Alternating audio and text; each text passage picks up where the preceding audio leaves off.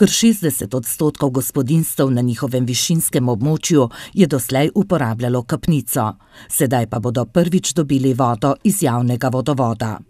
To je neprecenljiva vrednost in to smo čakali dolga leta, se pravi v 21. stoletju smo dočakali. Voda sicer še ni pritekla v njihove domove, a so zadovoljni. Sama voda je pritekla na najvišji del te točke, iz te točke se bo pa spuščalo zdaj postopno nazaj dol po vasi in po hišah. Simboličnim odprtjem najvišjega vodohrana Rodine so namenu predali v okviru regionalnega projekta Belokranjski vodovod novo zgrajenih 8,2 km vodovodov, 2 vodohrana in prečrpališče v skupni vrednosti dobrih 824 tisoč evrov brez DDV-ja.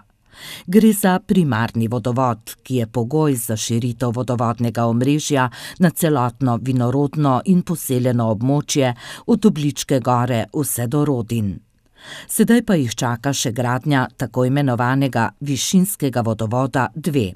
Tako da na tem področju, na tem območju nas čaka še cirka 14 km vodovoda, da bomo zadeve kot primarni vodovod. Potem pa seveda še odcepi, nekateri so že narejeni, nekateri še bodo, je pa to vse skupaj odvisno od pridobivanja služnosti.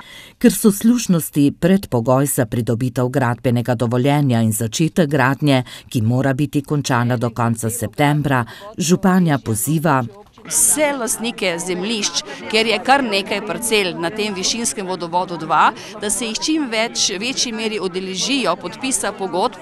Da pa bi voda pritekla vse domove na višinskem območju občine Črnomelj, bodo morali po končanem regionalnem projektu zgraditi še nekaj sekundarnih vodov. Županja upa, da bodo uspešni na razpisih.